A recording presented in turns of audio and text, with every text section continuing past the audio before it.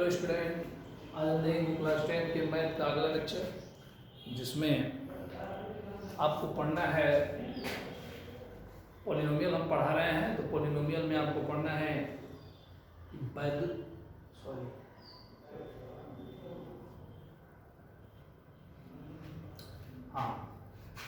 हमें पढ़ना है द्विघात समीकरण जो भी हों, द्विघात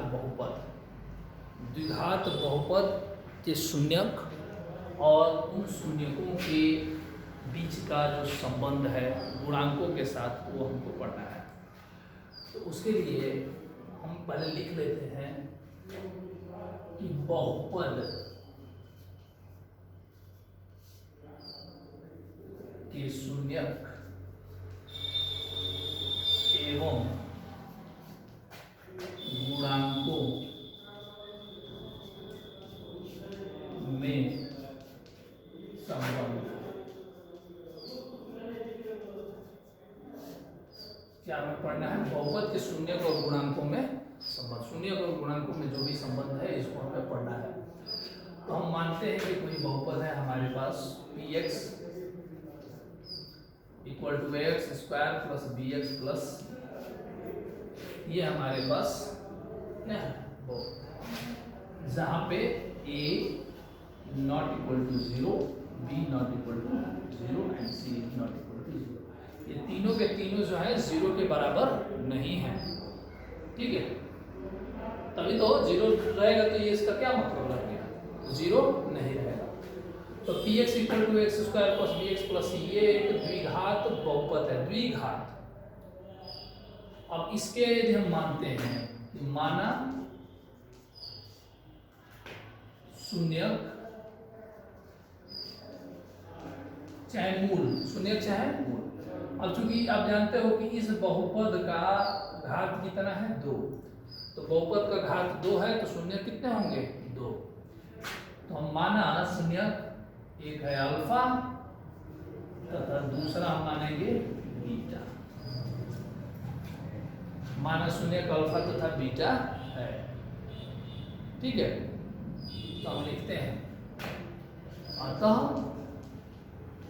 अल्फा प्लस बीटा अर्थात क्या है? शून्यकों का योग, शून्यकों का योग alpha plus beta equal to क्या हो जाएगा? Minus b by a, and alpha beta equal to हो जाएगा सी बाई ए। इसको आपको याद रखना है। माइनस बी बाई ए का मतलब क्या है? माइनस बी क्या है? एक्स का गुणांक,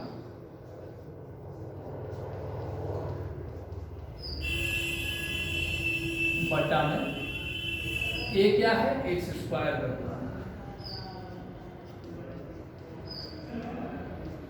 ठीक है, उसी तरीके से c क्या है? अचर, और a क्या है? एक्स स्क्वायर का।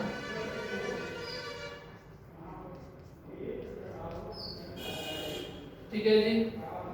तो जब भी हमें द्विघात बहुपद मिलता है तो उसके दो शून्यक होते हैं, दोनों शून्यकों का योग माइनस बी बाई ए के बराबर। यदि ये ऐसा हो तो द्विघात बहुपद मतलब माइनस एक्स का गुणांक एक्स स्क्वायर का गुणांक, एंड अल्फा बीटा जब हम निकालते हैं तो सी बाई ए अचर पद बटा में एक्स स्क्वायर का गुणांक। ये होता है संबंध, ये शून्यांक, ये गुणांक, इन दोनों के बीच में क्या हो गया? संबंध। इससे कई क्वेश्चन हमें सॉल्व करने होते हैं, जिसको हम करेंगे अभी फिलहाल के लिए। अब यदि ये चीज दिए हों तो इसके दो मेथड, एक को हम यहाँ से दोनों समीकरणों को हल करके बी ए और का और सी का वैल्यू हम निकाल लेंगे। उसके बाद हम चाहें तो बहुपद भी बना सकते हैं, लेकिन यदि नोट लिख देंगे,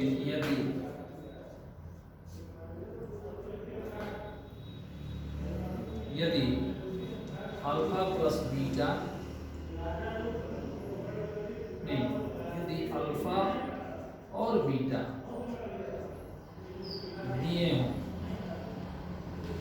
दिए हो तो बहुपद बराबर क्या होता है? X square minus alpha plus beta into x plus alpha. ठीक है ना जी। यदि इसको सॉल्व करते समय यदि नीचे कहीं ऐसे बटा में कुछ आ जाता है, उस बटा को हम नहीं मानते हैं। मतलब क्या, यदि इसके मान लीजिए बटा में 2 आ गया, तो हम 2 का एलसीएम लेकर के पूरे में कर देंगे, मतलब यहाँ भी 2 आ जाएगा, यहाँ भी 2 आ जाएगा। और इस 2 को हम मानते हैं कि इस साइड में 0 है, कि 0 से गुणा हो गया, वो खत्म हो गया। क्लियर हुआ मेरी बात? तो इस तरीके से हम इसको केवल ये फार्मूला आपको याद रखना है, x² - alpha + beta × x + alpha beta. ठीक है, अब इसी पे हम 1-2 क्वेश्चन कर लेते हैं एक्सरसाइज का।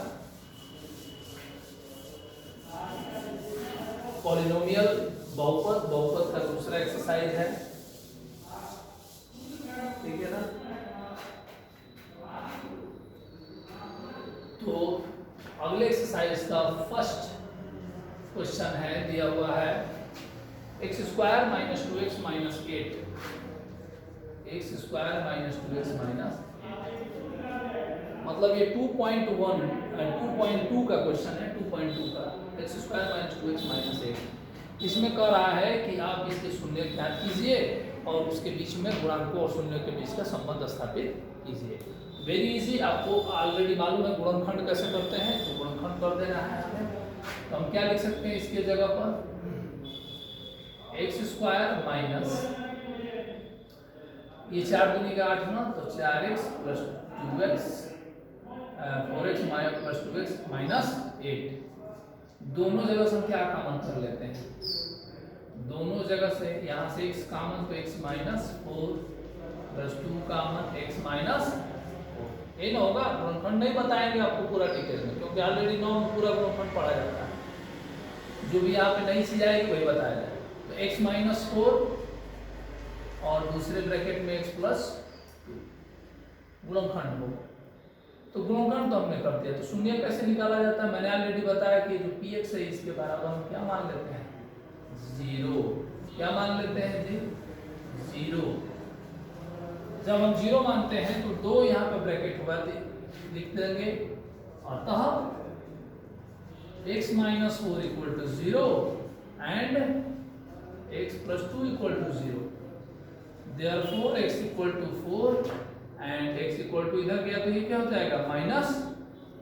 तो यहाँ पे आप देख सकते हैं कितने मूल आ गए, शून्य का आ गए 2, मतलब अल्फा का वैल्यू दिया गया 4 एंड बीटा का वैल्यू कितना आ गया, -2। समझ में आ रहा है मेरी बात? तो हम लिखेंगे शून्यकों का योग।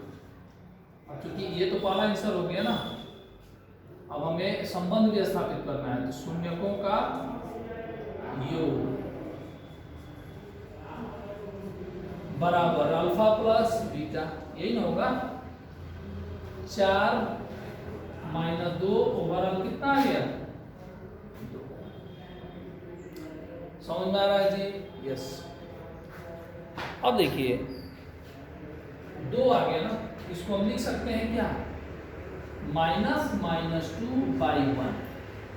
कोई दिक्कत, माइनस इंटू माइनस प्लस होगा ना, अब 1 से कोई अंतर तो होता नहीं है, इसलिए वही बात है जो यहाँ पे लिखा गया। मैं क्यों कर रहा हूँ इसकी भी रीजन है यहाँ पे।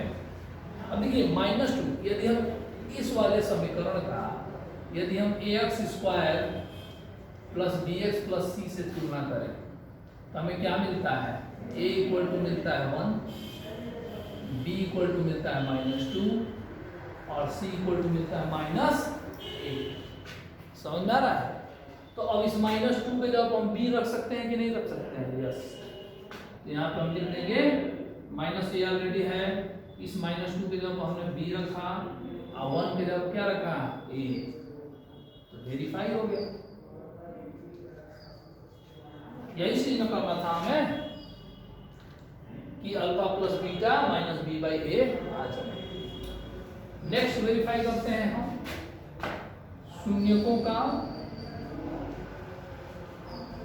गुणनफल बराबर अल्फा इंटू बीटा। अल्फा कितना है 4, बीटा कितना है -2,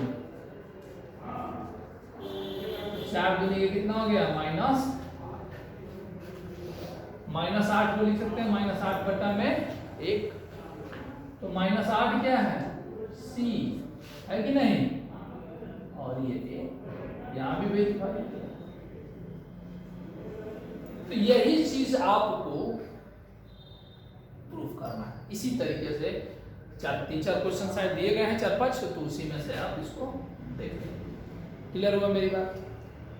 अब नेक्स्ट जो हमने लिखा हुआ था उससे जो नोट में उस तरीके से हम देखते हैं कि एक क्वेश्चन उसमें से जो क्वेश्चन नंबर 2 है उसको आप नोट कर लीजिएगा।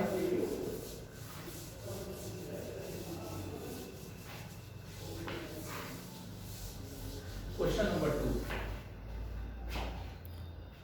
क्वेश्चन नंबर 2 में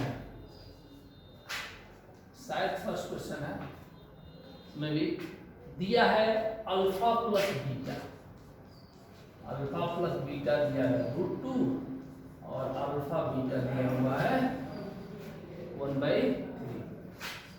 और फर्स्ट है कि सेकंड है मालूम नहीं मुझे उतना, लेकिन ऐसे ही क्वेश्चन बाकी भी दिए गए हैं। तो alpha plus beta √2 and alpha beta, तो हमने बहुपद यहाँ पर पूछा है तो हम लिख देंगे डायरेक्टली क्या, बहुपद बराबर क्या, x² minus alpha plus beta into x plus alpha. मैंने आगे भी बताया है आपको कि 0 मान के ही हम सॉल्व पहले करते हैं। तो x² minus alpha plus beta कितना दिया है √2 प्लस अल्फा बीटा कितना दिया है 1/3। ठीक है, रख दिया। 3 एलसीएम ले लिया तो 3x² minus 3√2x plus 1/3 equal to 0। अब 3 इधर जाएगा कि नहीं जाएगा?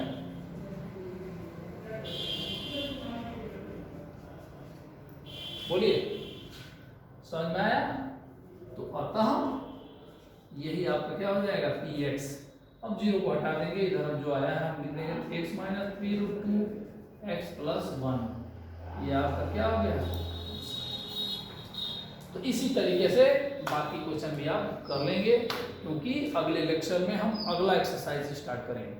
अगले एक्सरसाइज में जो भी आपका थ्योरम होगा पहले थ्योरम बताएंगे, उसके बाद से हम अगला एक्सरसाइज आपको बताएंगे। ठीक है, धन्यवाद।